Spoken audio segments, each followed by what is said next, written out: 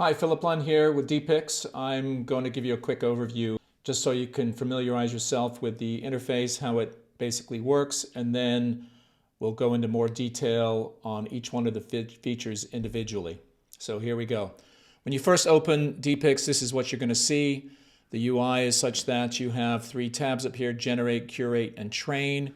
And down here you have tabs for the projects, models, and task status. Task status will show you the status of any generation that you have. Whenever you do a generation or you generate images in general, it goes into the queue, and you can almost all tasks you can stack into a queue and watch their status down there as they work. So you'll see up here in prompt, we've got a standard AutoCAR prompt, which is an embedded prompt that generates basically a studio environment. You can select your number of images. You've got an aspect ratio anywhere from 2 to 1 to 1 to 2. That will get adjusted by the image that gets uploaded if you use an image for reference. You've got a high resolution button, which increases the resolution of the generation by 4x. So it takes longer, but it's much higher resolution, gives a nicer result.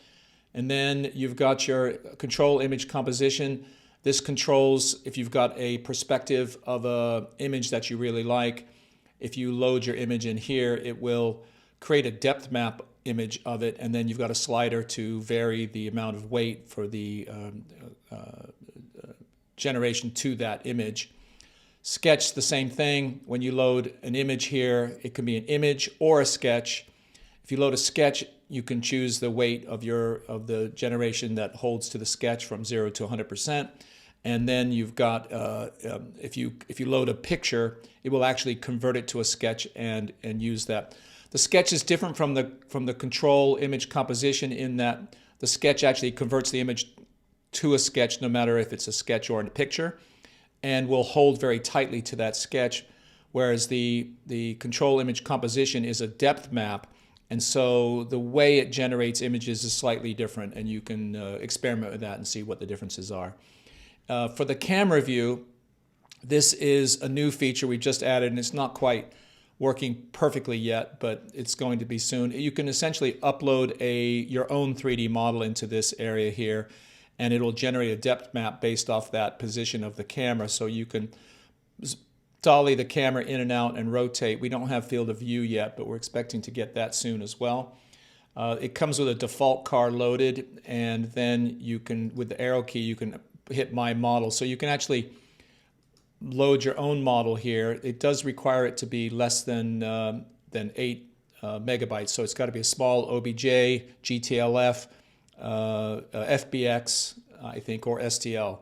So you can output a model out of Blender down to a small polygon model, about 8 megabytes or less, and then you can load it into here. Well, this is going to have a lot of work in the near future, so it's an experimental, I guess you would say, right now.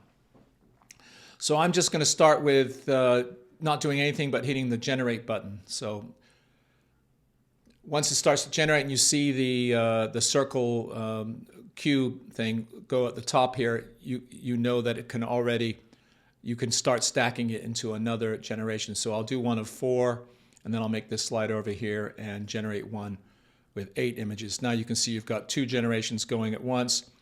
If I look at my task status, you see you've got generation 1 and generation 2. Generation 1 is done, generation 2 is in progress. And this just generates a randomly created set of images, and using the base model of Automotive Creative Mix. Now, if you want to start to control the output, here's the first thing you would do. Let's start with Sketch, because that's typically what I use. I'm just going to grab a model, an image from the net that I found of a Mustang Sketch. Now you can see the influence is set to 50 as default. I'm going to hit Generate off of that, and then I'm going to just crank the influence up to 100% and hit Generate off of that. So I'm generating 16 more images based off of that image. This AutoCAR prompt, like I said, is an embedded prompt. It's quite long. You can use it or not. You can put your Stable Diffusion prompts or Mid-Journey prompts in here as well. We can also expand this, and you can add negative prompts and control your seed as well. So if you want to try and use some sort of advanced features from other generation types of applications.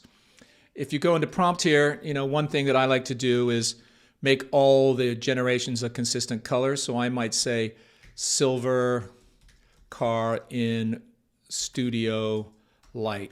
I found that a prompt saying in studio light tends to generate some really nice images. So let's go ahead and generate 8 more images for that. So let's go over to my task status, and you'll see I've got 3 in the queue. This one's at 86% now, and the queue is expanding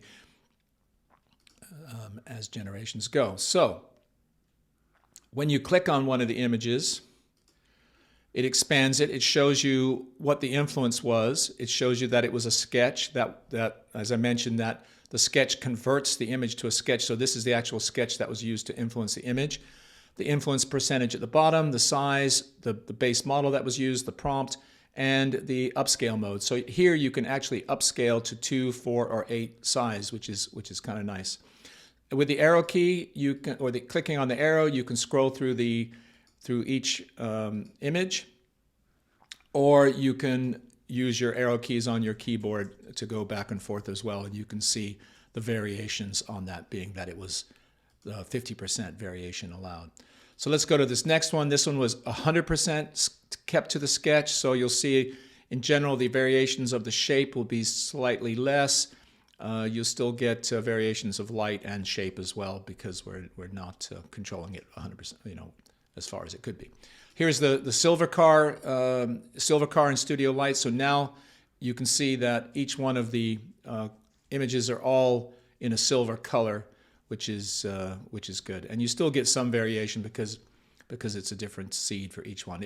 The seed gets incremented, so the images that get generated, seed 1, it's like it gets incremented by 1, so it'll be 1, 2, 3, 4, 5, 6, 7, 8.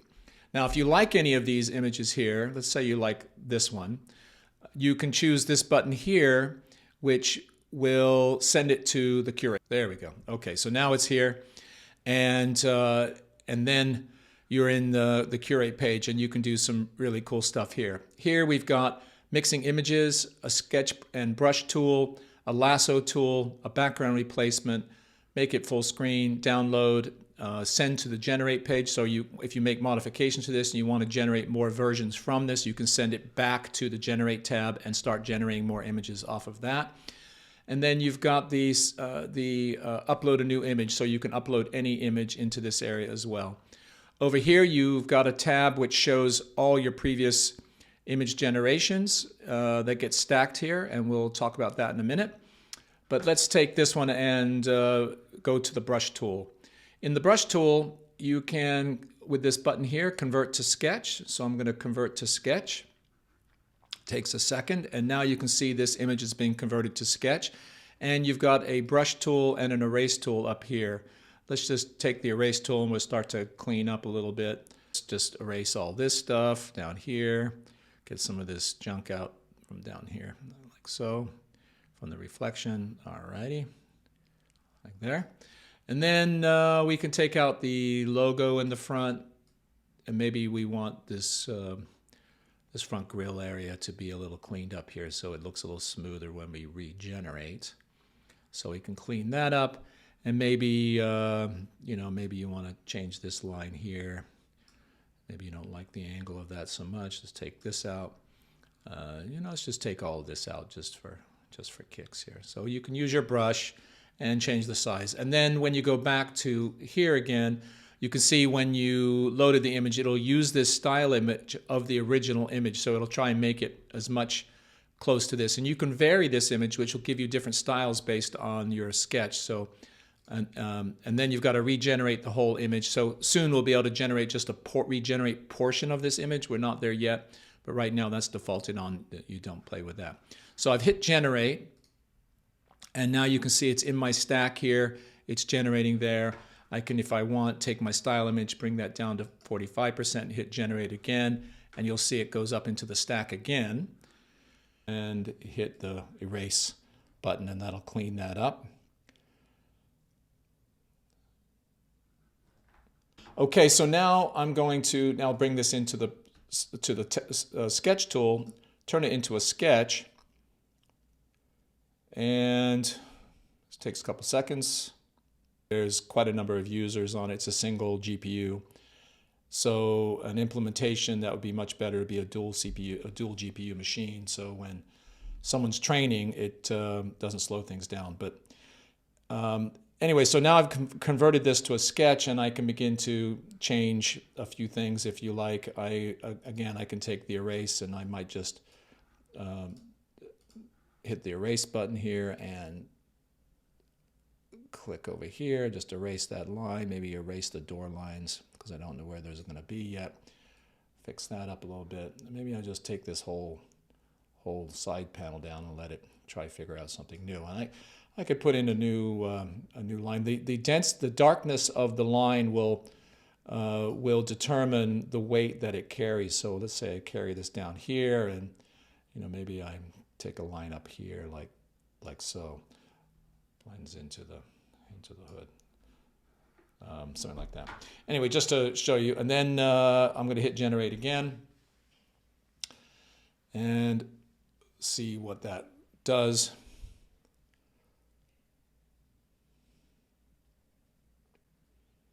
Alrighty, so there's the modifications that I made. So anyway, that's basically the overview. Let me talk about training a little bit now, as that's the last thing to discuss. So I click on the Train tab. Training is something that for AI is how it gets its understanding. So if you think about, if you teach a child,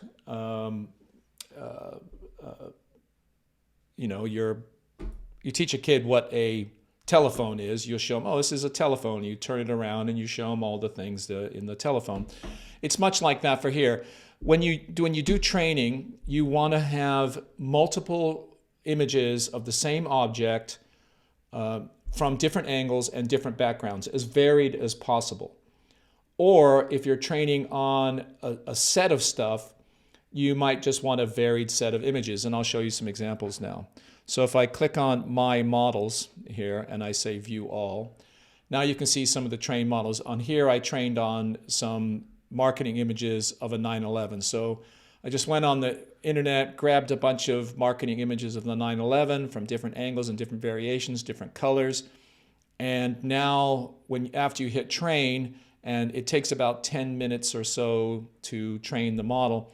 Once you trained your model, you can then call that model in your model name. You put your model name in here, and you can call that model to vary the output. And I'll show you some of the effects of that in a second. So let's go back to My Models again and View All. And so, here's an example that was trained on sharp cars from the 60s and 70s. Anything was sharp, so I called this model Sharp. So if I call this model, when I do some image generations, if I use the Sharp model, it'll force the AI to utilize this set of images as a heavy influence for the output. So you can get very, very creative with what images you've trained on. Maybe you have design influences that you like. Maybe you've got sculptures that you like. It can be pretty much anything. And you just drag and drop the images in here. You don't have to label them. You just drag in a group of like images and hit train. And now we've also just recently added the ability to retrain. So if you want to add more images to here, you can retrain after you've trained it. And then we also added the ability to mix trained models, to merge trained models. So if you've got one on the the 911 in LA and you want to add it with the 911 GTS, you can drag and drop your whole trained model into here like so, and then vary the weight between the two. Maybe you've got one that's trained on all sharp images. Maybe it's one on all rounded images. Maybe you've got a model that is like this. This is a sculptor. Neri Oxman is a professor at MIT and does these amazing 3D printed models. You can use these kind of images as an influence base for your output of your cars or your interiors and start to get some really very interesting, very cool outputs. So training is a very valuable and cool thing. We'd love to hear how you use it and try to make it better all the time. So I can show you some of the effects that training has now, going back to my images here. I'm going to load a project, load my base sandbox project, which has a lot of images in it. And I've got some areas here where you can see quite dramatically the effects of training, which is really cool. So here's an example here. So this is a 9/11 sketch. So you can see this sketch here was a 9/11, and you can take any image from any person, a picture of a person that you might find on the internet. If you just combine it with your sketch in Photoshop, when you drop it in here, it'll add the person, which adds a nice effect. So here I got a Daniel Simon model, and you can see that the images generated sort of have that look and feel of Daniel Simon's style, especially this glossy red one here.